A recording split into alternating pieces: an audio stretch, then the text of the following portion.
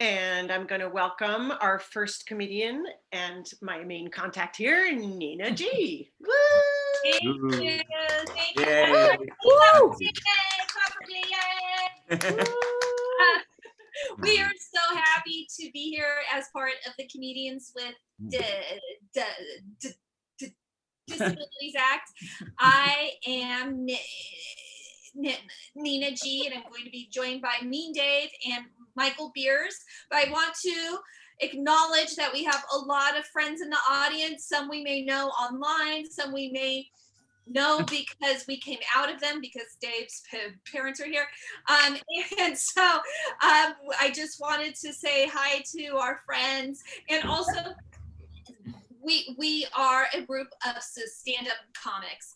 And I think stand-up comedy and disability is really important because stand-up comedy is one of the few art forms that is very direct in its feedback to and from the artist and the audience. And I think disabled comics really start to challenge how people see disability. And we have a disabled comic who is Laura Hernandez. And I've never met her in person. I hope to one day breathe the same air as her, but I just wanted to acknowledge that we have other artists in the room, and I'm sure she isn't the only one. So we look forward to your questions because we're going to have kind of a Q&A afterwards, which is always my personal favorite. But we're first going to start off with sharing our art and comedy. So thank you all for being here. The Comedians with Disabilities started off in a very different form. It included a guy who used a wheelchair, another guy who was blind, and another guy who's a little person. And when I first got into the Comedians with Disabilities Act, a lot of people told me that dyslexia and stuttering, that those aren't real disabilities, and I shouldn't be in that comedy troupe. And I told them, if you look at the definition of what a disability is, according to the Americans with Disabilities Act, it's a physical or mental impairment that substantially results in having to deal with jerks. I'm pretty sure it qualifies. Pretty sure. I usually say a different word, but there's a beautiful child who I see on Meredith's screen, and I didn't want to teach him any words. So, so is there any other word that you'd like? An A word, whatever you would like. Insert that in. Feel free to. All right. So there's this thing that happens because I do a lot of presentations and I talk a lot, and I was doing this very professional presentation. This wasn't in a comedy club. This was like a presentation to professionals, and it was a month that I was stuttering a lot, and I was specifically stuttering a lot on D's, so on dyslexia and disability, which I had to say a lot during my training.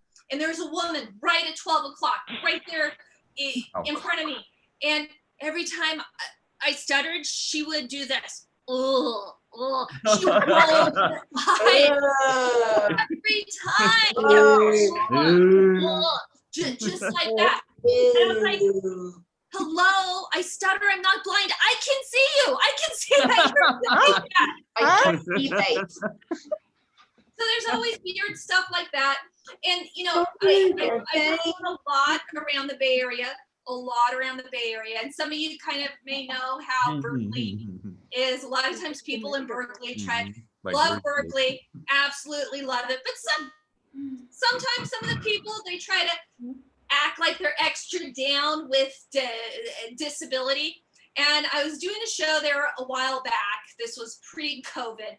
And there's people in the audience.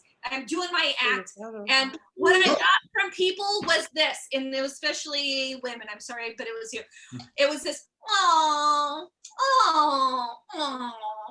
like this pity moan. They pity moaned me in my comedy act. It was like, oh, and looking at their friends, oh, like that. Which, like, I don't mind Sympathy, we all love sympathy sometimes. I don't know why you have to be in the middle of my act. Why is that the time? Why is it then? Because it's not my everyday life. It's not my everyday life. It's not like when I go to Starbucks and I place my order and I say my name and the barista asks, is that Nina with 5 N's? Where's my pity moan then?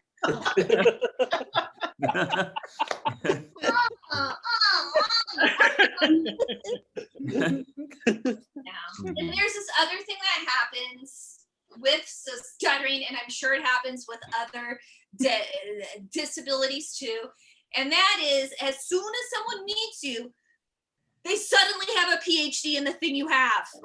Oh my God. There's so many experts, all these experts, and with me and my stutter, the expertise, like the advice all the time is always slow down and breathe. Are you breathing? Breathe. And, I've been stuttering for 40 years. I've never thought of that. Thank you so much.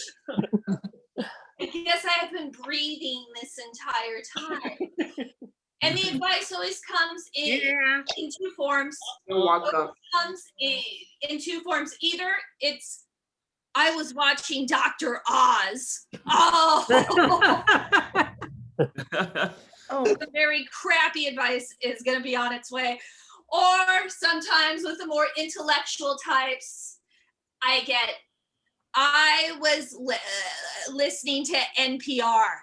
Oh my God. National Public Radio.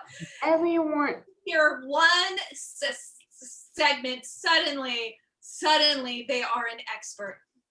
But once I was on a radio show and a woman called up and she said, I have a friend who stutters, but she found true love.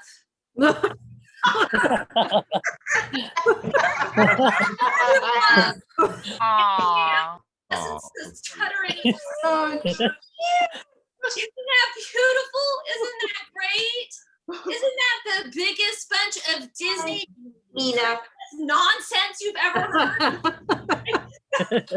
Exactly what that is. Disney princess nonsense. It's like I'm just simply a stuttering sleeping beauty ready to be kissed. All the advice and the strange things. So I wanted to share a little bit about my story just because I think it's kind of a special night and I don't always get to share this. And it's funny, but I still wanted to share. My entire life I've loved comedy. Like it's my favorite thing in the world since I was 7 years old, 4 years old.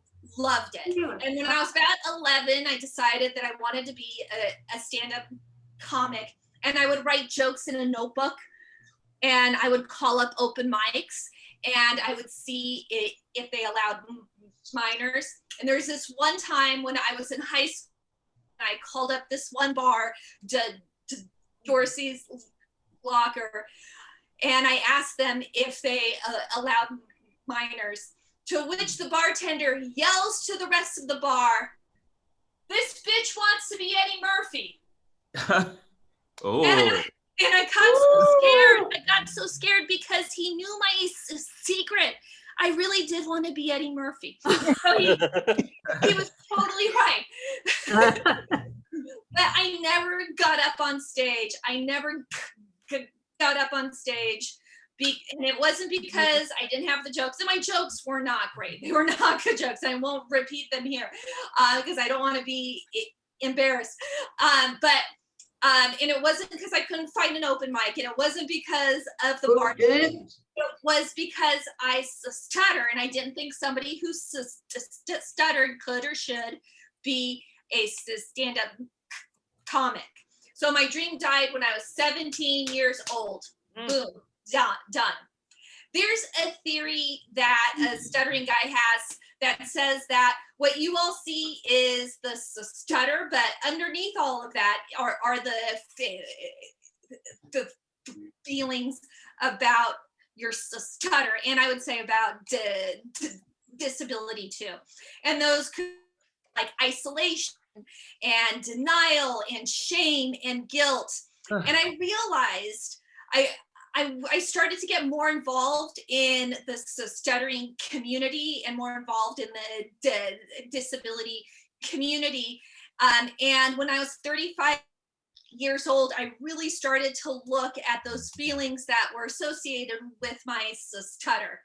And I realized how much I had a negative view of how I thought about my stutter and how and then how it held me back in so many ways. It was in my relationships. It was what I chose to do in the world.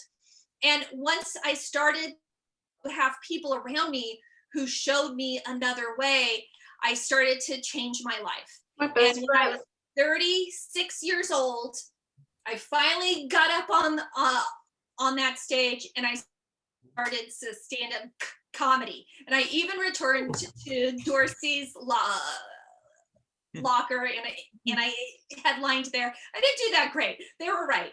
But it was a hard night. But it was still something really important that I did, and I've been doing comedy ever since. And part of why I do comedy, because as a person with a disability, you have a lot of experiences that you can build on and put those in your act. Like, there's so much that the world offers. Also, comedy is a great way to educate others, and we hope to bring a little bit to you this evening, and we look forward to your questions. Next, I am going to introduce one of my best friends. He was a bridesmaid in my wedding. He is one of the people who I adore most. I'm using it for 1 hour, okay? Go away. And I would love to introduce you all to Mean Dave, everybody. Yeah. Hello, everybody. My name is Mean Dave. It is just a nickname, so we can relax. It is short for Meaningful David. So get that out of the way right away. I'm not anybody mean that anybody needs to be concerned about. Mainly because also some people might be wondering, what is my disability? Refusing to get a haircut does not count as a disability. You probably can tell from looking at me, this is usually the look of somebody who's done some drugs, who's drank some alcohol. And I did do that, so much so that actually people said, you got to stop because we want some too.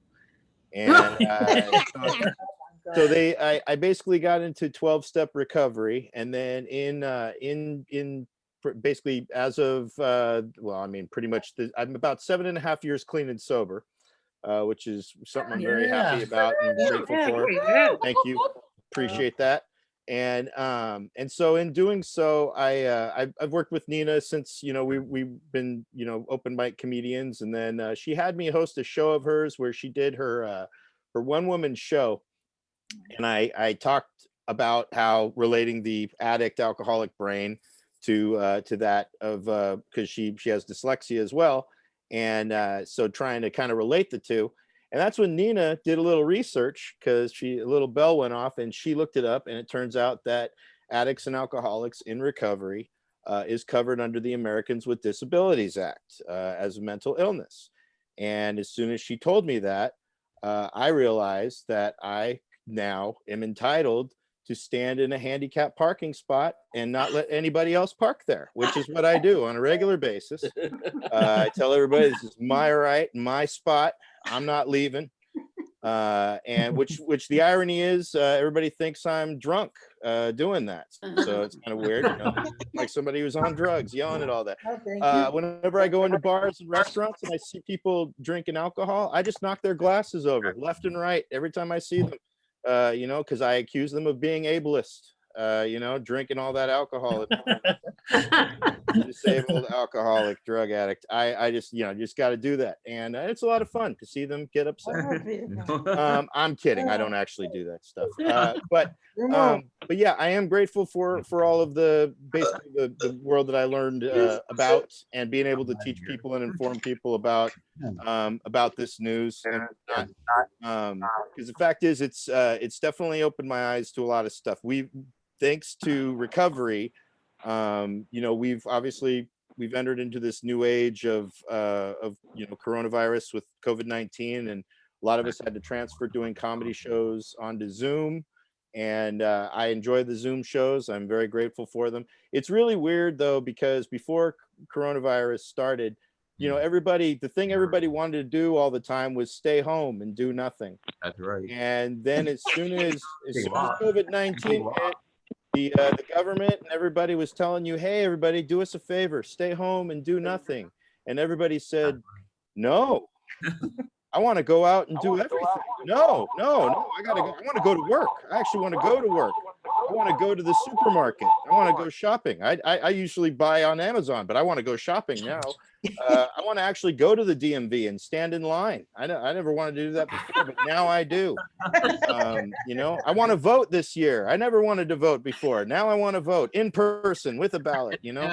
Married couples are hanging out again. They never wanted to hang out before, but now they want to spend time again. It's really insane. I never really cared that much about hugging my dad, clearly, look at me.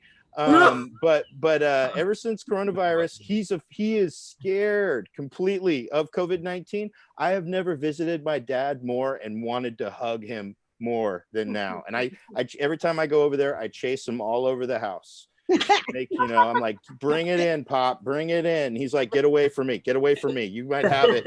I said, Dad, you brought me in this world, I might take you out, give me a hug, come on. And no, it's just fun. I'm just teasing. I don't do that. He can't run very good. I'm not going to be that hard on his knees. But yeah, so that's just one of those things. The virus is definitely one of those things that's made things very interesting as far as just kind of interacting with the world and stuff. And me before, when I was going out and about, I'll say one thing that's great about being in recovery. It's brought me closer with my family. My parents are here. 2 of my 4 parents are here.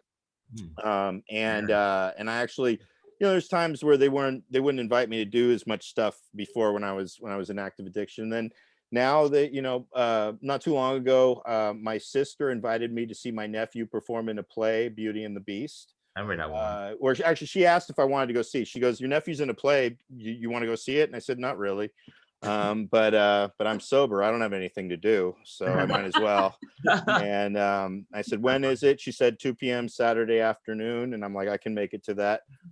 Where is it?" And she said Walnut Creek, which is a town out here. Some of you might be familiar with it. Fairly affluent town. A lot of parents, mostly little rich people kind of thing. And I look like me. I'm single.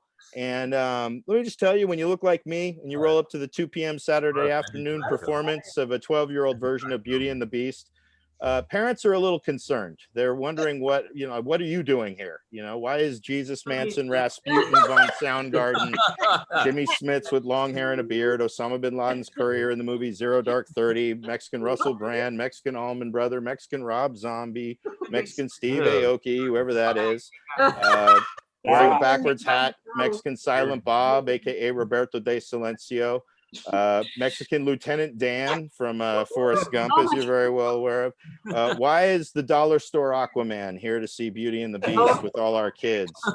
And I always have to remind I'm like, relax, parents. I'm here on official business. I'm here to see Chip the Teacup. That is my nephew. He's the character in the play. His name's Dylan, but he was a character in the play Chip the Teacup.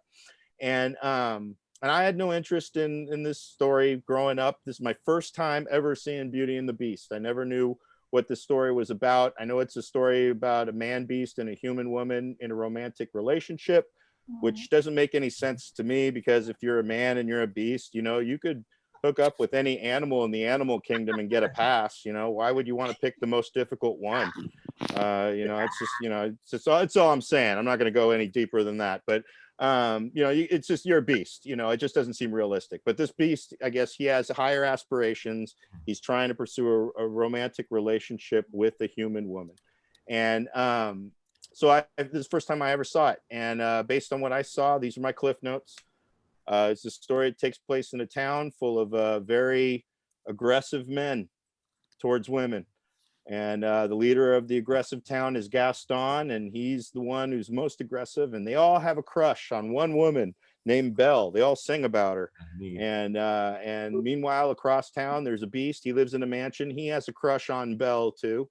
And he gets dating advice from a bunch of inanimate objects that talk to him in his house. The teapot, the teacup, the chandelier, the toilet, like, you know, everything talks to him in his house, and everything's trying to give him dating advice.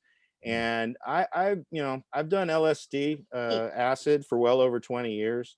And I just got to say, that was the most unbelievable part of the story, in my opinion. In all of my psychedelic experiences, never have I ever talked to inanimate objects, let alone got dating advice. Plus, you know, my nephew, he's a teacup. His mom's a teapot. How does a teacup grow up into a teapot? It's nonsense. You know, doesn't make any sense. And so I took a nap, quite frankly. You know, it was just a bunch of kids performing the play, and I got my credit for being there. So I took a nap, and then I woke up during the climax of the story, and that was when Belle thought it was a good idea in the aggressive man town to go walking by herself through the woods in the middle of the night.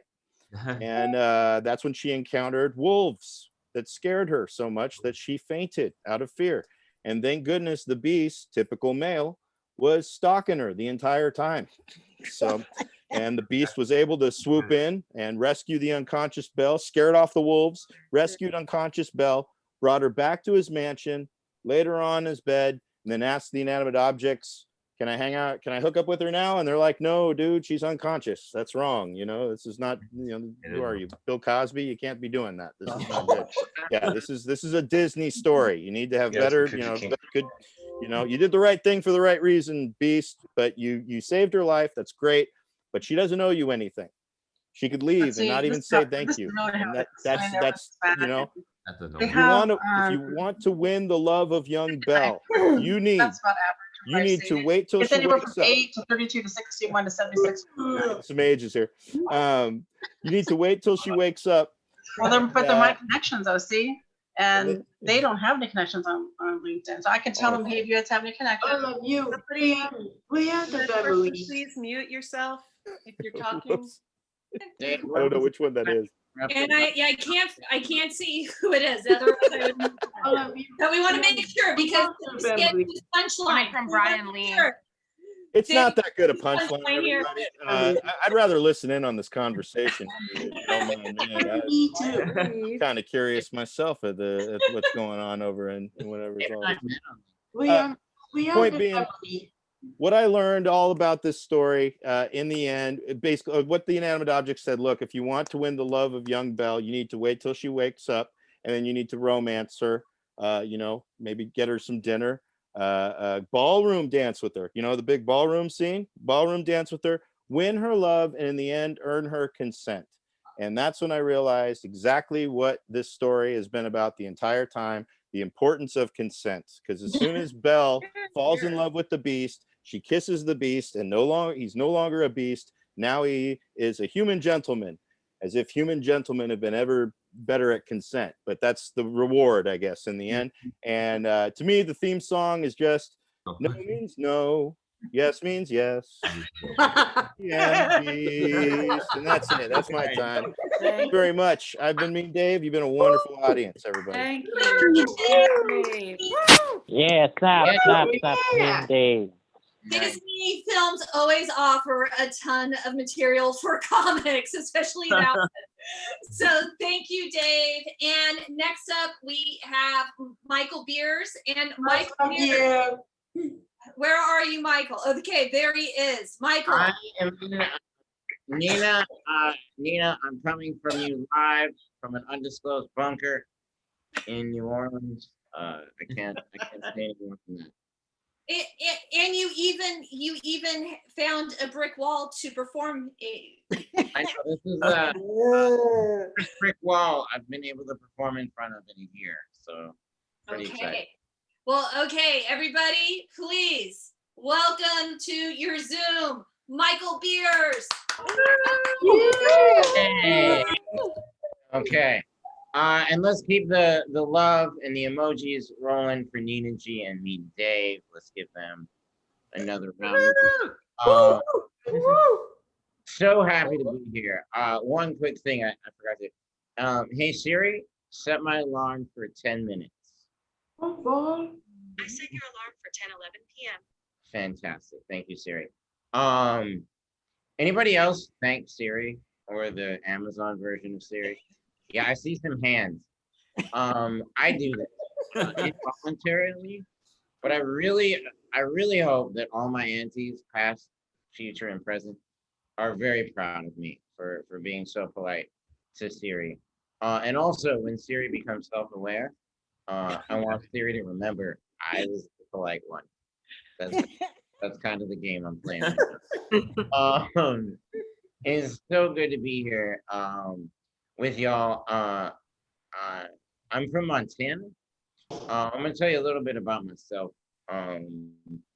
Growing up in Montana, my first memory was when I was about 10 years old. Now, if you'll take a moment and just close your eyes, remember when you're 10. No matter what age you are now, there was a moment when you were 10 years old, when your parents wanted you to go run errands, but all you wanted to do was read your comic book or watch your cartoons on Saturday morning, maybe eat some cereal, pick a booger or two. But they're like, no, we got to leave the house. We got to go. So this was one of those days. It was my first memory. And we were walking downtown, and I was protesting the whole time. Yeah, I was holding my mom's hand, but I didn't like it. And I was walking. I didn't like it. My eyes were fixed on the ground. I was like, this is not what I want to be doing. But I remember in the in downtown. Oh, you. Wrong with me. Oh. Once again. So I remember in the midst of my protest, at some point in downtown Missoula, walking, I looked up, and I don't know why, but I know when I did, I saw a sign. Everybody, I saw a sign like a beacon of hope. It said second-hand stove. Yes, finally a store has what I need. Now, for anybody that may not have a bad internet connection, may not even see this, I have one on practically short longer than the other. My first job at was as a human clock because I have the minute hand. Folks, I also have the hour hand. So I stand and start. I got fired late. But that's not the point of the story. From now until my time ends, if I refer to the minute hand, I'm talking about my left hand. If I refer to the hand, I'm talking about my right. So I walk into this store, the secondhand store. I'm 10 years old. I looked at the guy at the counter, said, I want one. Offer me a toast. And I said, no, I have toast. What I'm looking to get out of you is a second hand. Do you have any that I can? And he laughed and threw me out. I learned about advertising that day. But it didn't end there. I remember in disability, I also work at an independent living center. Shout out to anybody working in the movement. But I remember we focus on transition. Like the main transition I talk about with young people is that transition from high school to whatever they're going to after that. But I want to take us back a little bit to another transition that I feel is equally as awkward. It's a transition from picture books to chapter books. I know some of you haven't thought about this for decades because you blocked it out because trauma is real. But here's the deal. I remember, and so do some of you recently, as of 5 seconds ago. the kids older than you warned you. They're like, no, forget pictures. Next year, there's chapters and book reports. And you're like, no, forget about it. My life is always going to be sitting in a circle with somebody showing me pictures, and there's going to be a box with one of my hands. That was your life. You didn't believe it. But sure enough, that next year, 3 weeks into school, the teacher went to the entire class. And gender be darned, every teacher at that age sounds like this. Okay, class. Your assignment is to read a 10-chapter book and turn in a book report. And some of people were crying. Somebody threw up in the corner. Somebody jumped out the window. It was this building. So like, I had a stress snot bubble pulsating from my nostril, like in, out, out. But luckily, some of you know, the teacher doesn't and she said, Michael, you're what does that mean? She said, that means you don't need to pick out a 10-chapter book. You get to turn in a book report on any book you want. And I was like, cool. 2 weeks went by, I turned in a great book report on Where's Waldo?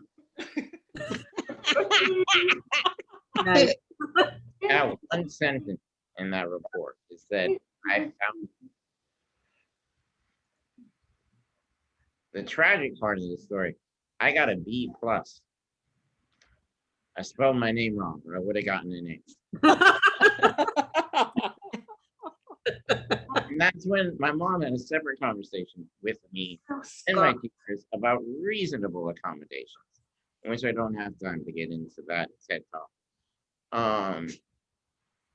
But I got through high school and middle school. High school was a little different and a little more awkward for different reasons aside from my disability. I was adopted. Again, there's a TED Talk you can log into later about that. But the point of the story is that I was adopted by an Irish family. And when I started meeting my birth parents, I got to meet my native family, predominantly from the Blackfeet Reservation in Montana.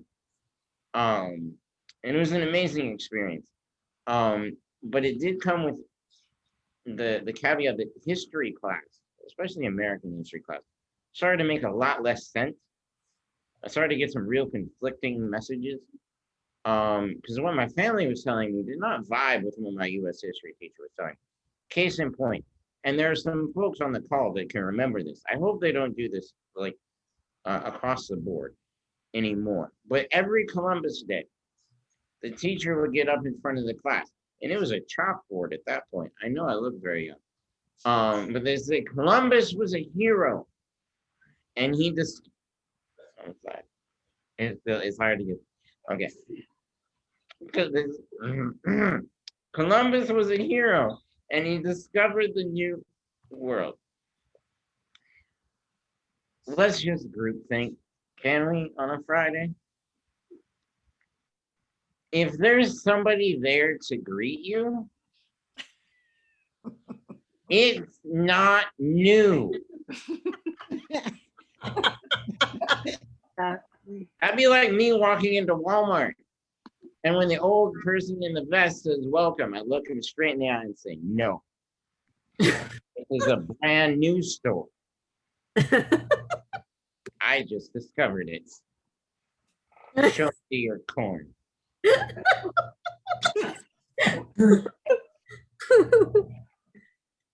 But life is about perspective. Life is about perspective. And I have the mature adult you see before you.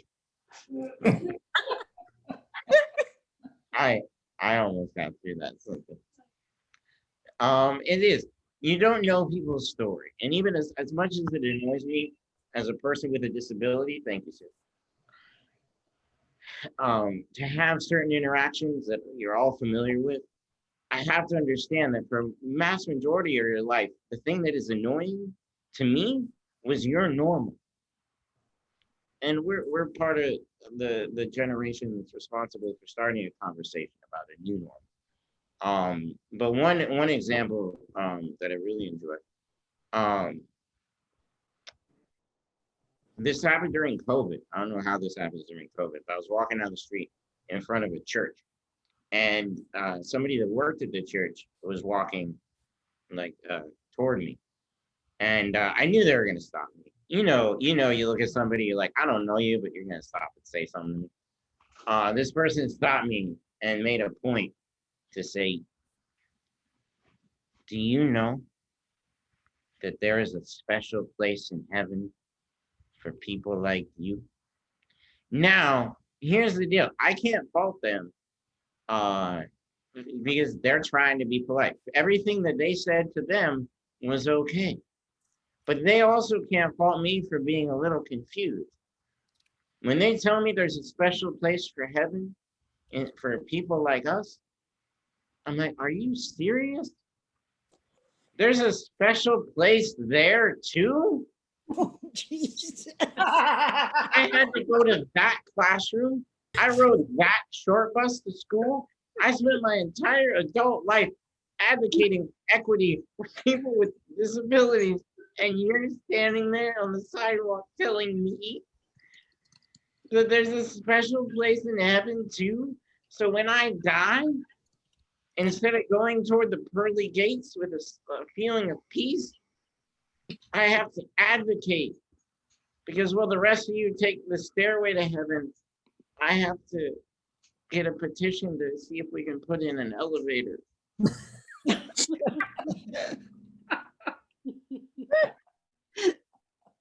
Again, we're getting there. Thank you all for being a part of the conversation and inviting my very good friends Nina G, myself, and Mean Dave to be a part of it. Good luck out there, everybody. Woo! Thank you. Thank you. Very good. Very good. Woo! And my Thank you. Very amazing. as I was logging onto this, my calendar told me that tomorrow